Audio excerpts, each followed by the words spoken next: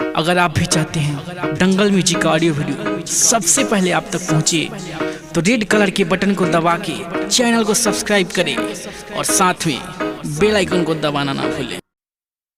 Dangal music presents